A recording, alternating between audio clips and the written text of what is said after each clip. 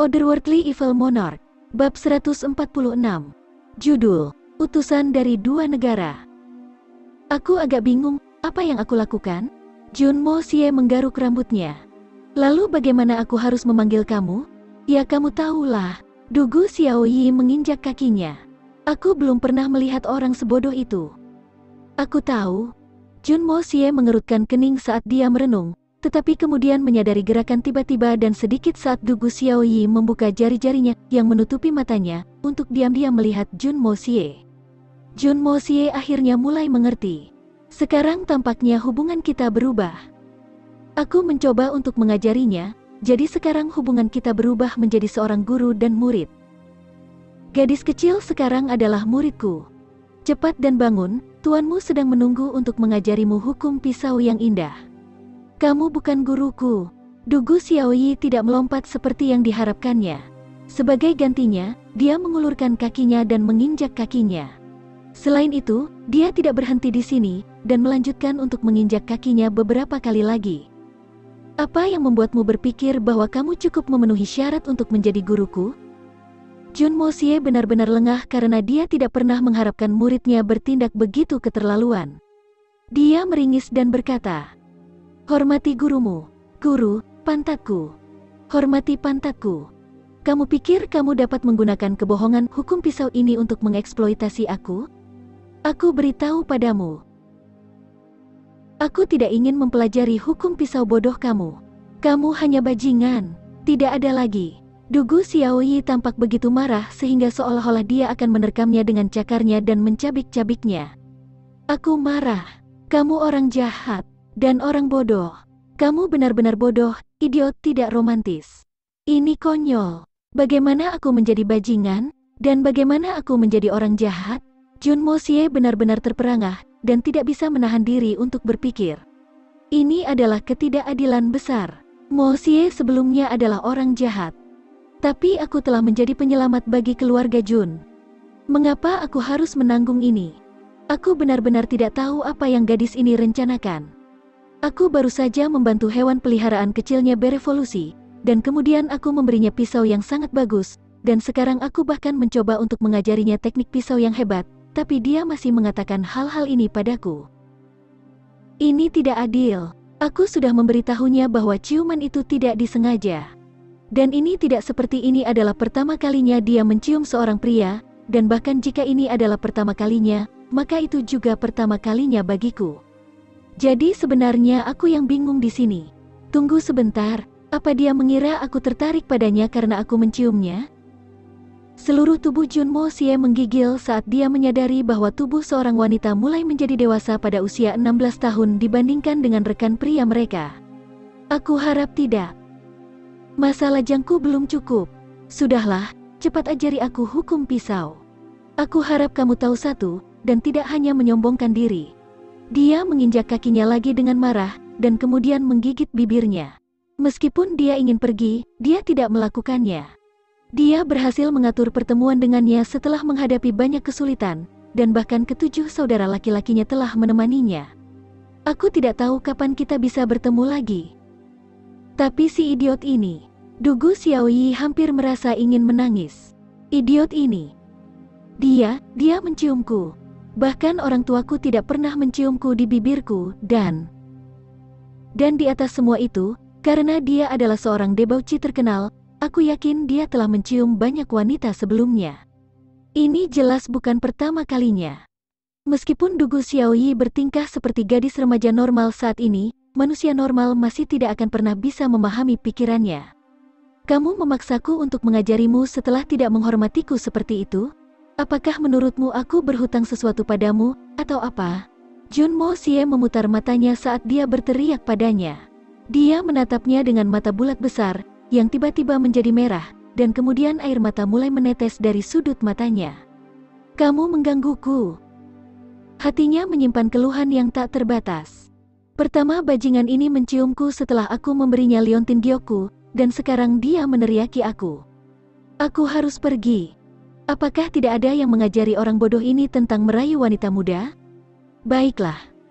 Jun Mo Xie menghela nafas dengan keras, tapi merasa sangat lemah di dalam. Tuhan, Mengapa gadis ini begitu sulit diimbangi? Hitman sangat berpengalaman dalam menangani semua jenis urusan duniawi. Sebenarnya, pengalamannya sangat luas. Tapi merayu hati seorang gadis muda hampir seperti orang Yunani baginya. Little White berdiri bingung di antara mereka berdua, dan terus-menerus melihat dari satu orang ke orang lain. Bahkan anak kecil bisa tahu bahwa mereka berdua bertengkar, tapi tidak bisa mengerti mengapa. Atau bagaimana dia bisa mengatasinya. Aku ingin pergi. Paman Jun. Aku akan memberitahu kakek dan Paman Jun bahwa kamu menindasku lagi. Aku membencimu. Aku membencimu. Dugu Xiaoyi kembali menangis, dan berbalik untuk pergi. Jun Moxie buru-buru menariknya kembali. Hei, jangan pergi. Aku membuat kesalahan, oke? Ini pasti pertama kalinya Hitman membuat pengakuan dalam kedua hidupnya. Lepaskan aku. Pria dan wanita tidak boleh saling menyentuh. Tidak ada yang mengajarimu itu? Dugu Xiaoyi menggembungkan pipinya dan memiringkan kepalanya. Jun Moxie tetap diam. Tapi terakhir kali kamu menyebarkan desas-desus, ketujuh saudara kamu langsung mendarat di depan pintuku. Jika kamu terus menangis lagi, lalu siapa tahu? Mungkin kakekmu secara pribadi akan memimpin pasukannya ke kamarku. Tuhan, dosa apa yang aku lakukan karena harus menanggung hidup yang pahit? Baiklah, aku akan mengajarimu. Jun Moxie sepertinya memohon belas kasihan. Di bawah atapnya sendiri. Baik, Dugu Xiaoyi mendengus berat. Pertama menjadi sedikit sensitif. Jun Moxie tiba-tiba menyadari bahwa tangan besarnya masih memegangi lengannya, dan tidak bisa membantu memerah karena malu. Sementara itu, suara Dugu Xiaoyi berubah menjadi sangat lembut dan pemalu. Kamu harus melepaskan lenganku. Jun Moxie melepaskan cengkeramannya di lengannya, dan mulai menggaruk kepalanya. Aku benar-benar tidak tahu apa yang gadis ini coba lakukan. Hanya dalam beberapa napas, suasana hatinya benar-benar berubah bolak-balik setidaknya 5 atau 6 kali. Bagaimana ini bisa normal? Jelas di luar pemahaman kecerdasan Jun Moxie bahwa seseorang bisa begitu banyak mengubah kerangka pikiran mereka. Dan begitu cepat. Pantas saja orang sering mengatakan bahwa wanita adalah makhluk yang paling sulit dipahami di dunia. Ucapan ini memang benar. Oke, pisau lipat memiliki total 9 pukulan. Jun Moxie mengambil pisau sakunya lagi, dan menempelkannya ke ketiaknya. Yang pertama, menampi lembut pocket knife. Jun Moxie sedang terburu-buru untuk mengajarinya hukum pada saat ini sehingga dia dapat dengan cepat mengirim gadis ini pergi. Bagaimanapun, hukum yang dia ajarkan hanyalah hukum pisau saku, dan sama sekali bukan darurat militer yang sangat mendalam. Mempertahankan gadis ini di sini. Itu terlalu banyak tugas. Pukulan kedua. Pukulan ketiga. Mimpi pisau saku. Pocket knife cloud, pocket knife wind dance, pocket knife jatuh guntur, pocket knife flash, pocket knife dream reruntuhan, pocket knife universe. Dugu Xiaoyi tampaknya sangat berbakat dan juga sangat cerdas. Selain itu, ingatannya sangat tajam sehingga dia benar-benar berhasil menghafal seluruh keahlian hanya dalam setengah jam, meskipun Jun Moxie telah mengajarinya beberapa postur yang sangat rumit.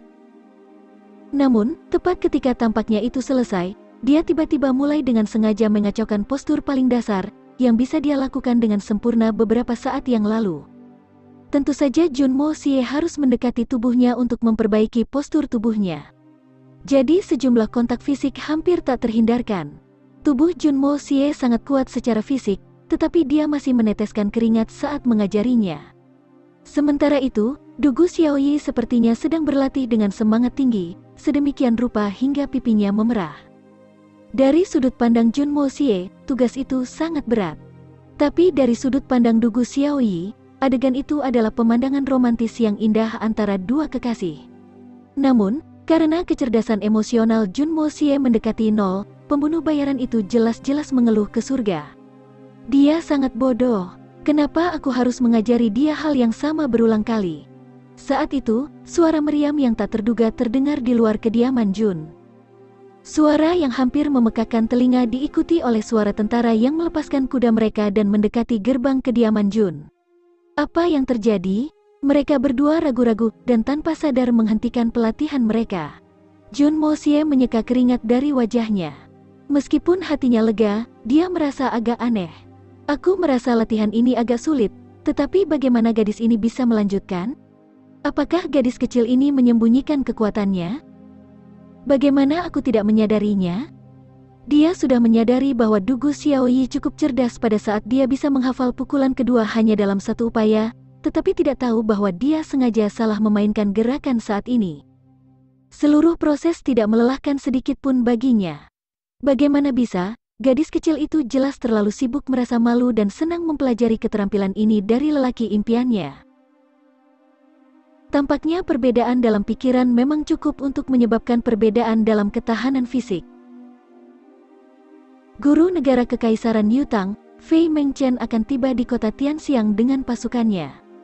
Dia sudah berada di luar gerbang kota saat ini. Jun Wui didorong keluar ke depan gerbang oleh Dugu Brothers.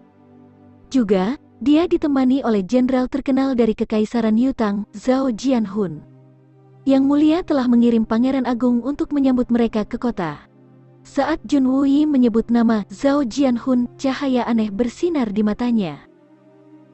Selain itu, ahli Suan Qi teratas dari Kekaisaran Senci juga datang dengan pasukannya, dan secara kebetulan akan tiba hari ini juga. Yang Mulia juga akan mengirim 2 pangeran lainnya untuk menyambut mereka. Yang Mulia sedang mempersiapkan pengiriman ketiga pangeran untuk bertemu dengan utusan dari kedua negara. Jun Wui tersenyum tipis. Pengaturan Yang Mulia sudah bisa digambarkan sebagai yang cukup bagus. Jun Mosie memuji dengan keras. Dia sangat menyadari bahwa kedua utusan ini pasti tiba di kota Tianxiang dengan motif tersembunyi, tetapi mengirim ketiga pangeran untuk menerima mereka dengan kekuatan penuh jelas merupakan pemikiran yang sangat baik di pihak Kaisar. Yang Mulia baru saja bereksperimen lagi. Jun Wui tersenyum lagi. Tidak mengherankan jika Kaisar akhirnya memilih penggantinya pada saat ibu kota melihat akhir dari acara ini. Jun Mosie agak bingung, jadi dia bertanya, "Mengapa Paman mengatakan itu?"